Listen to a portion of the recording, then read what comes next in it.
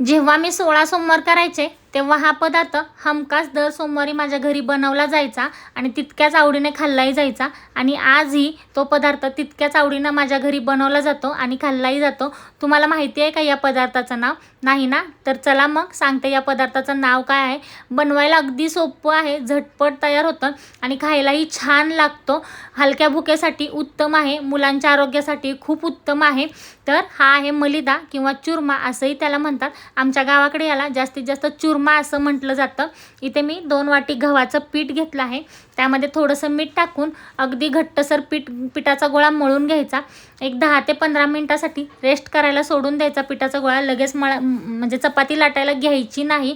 त्यानंतर 10 ते 15 मिनिटं पिठाच्या गोळ्याची रेस्ट झाली की जाडसर चपात्या लाटून घ्यायच्या। माझ्या तेवढ्या पिठामध्ये 4च उंडे झाले होते, म्हणजे आपण जेवढा चपातीला उंडा घेतो त्याच्यापेक्षा थोडासा जास्त घ्यायचा आणि चपाती जाडसर लाटून घ्यायची। सगळीकडून एकसारखी लाटायची, कुठेही बारीक पतली म्हणजे पतली जाडी करायची नाही, एकसारखी लाटून घ्यायची व्यवस्थित। आणि तवा हाय फ्लेमवरतीच ठेवायचा, कारण चपाती इथं जाड लाटल्यामुळे भाजायला वेळ लागतो। चारी बाजूने चपाती खरपूस भाजून घ्यायची, अजिबात गॅस लो करायचा नाही। अशा पद्धतीने खरपूस चपाती म्हणजे ज्या काही चपात्या आहेत त्या सगळ्या खरपूस अशा पद्धतीने भाजून घ्यायच्या व्यवस्थित। मी इथे 4ही चपात्या व्यवस्थित लाटून घेतल्या आणि भाजूनही घेतलेल्या आहेत, तुम्ही इथे पाहू शकता। त्यानंतर एक वाफ जाऊ द्यायची त्याची, ते रूम टेम्परेचरला आलं, थोडंसं नॉर्मल थंड झालं की ते त्याच्या हाताने तुकडे करायचे। हाताने तुकडे केल्यानंतर ते तुकडे मिक्सर जारमध्ये टाकून थोडे फिरवून घ्यायचे। हाताने तुकडे केल्यामुळे ते पटकन बारीक होतात। बारीक केलेलं हे सगळं एका बाउलमध्ये काढून घ्यायचं।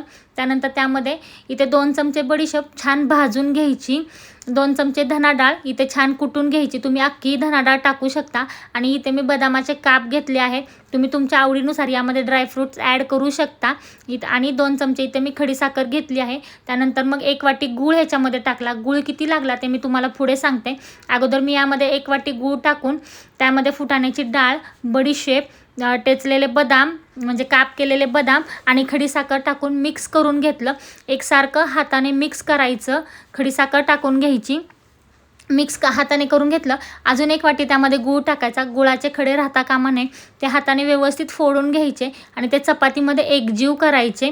त्या 2 वाटी ते म्हणजे साधारणतः मला इथे 2 वाटी गूळ लागलेला आहे, तुम्ही तुमच्या आवडीनुसार गोड कमी जास्त करू शकता। पण हा चुरमा जेवढा गोड असेल तेवढा खायला छान लागतो। अशा पद्धतीने सगळं मी व्यवस्थित मिक्स करून घेतलं।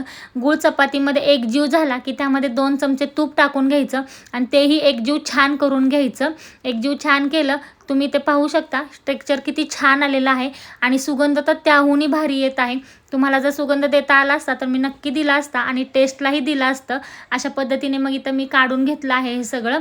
थोडंसं एक 2 ते 3 मिनटं डबा झाकून ठेवायचा, जे काही भांडं आहे ते झाकून ठेवायचं, म्हणजे तो काही वास आहे, ती काही वाफ आहे ती आतल्या आत मुरली जाते।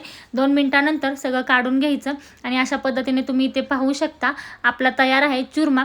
हलक्या भुकेसाठी किंवा नाश्त्यासाठी किंवा मुलांचं पोषण सुधारावं किंवा मुलांची तब्येत सुधारावी यासाठी तुम्ही याचा उपयोग करू शकता। खायला भन्नाट लागतो, अतिशय उत्तम, बनवायलाही अगदी सोपं आहे। चला तर मग भेटूया पुढच्या व्हिडिओमध्ये, बाय।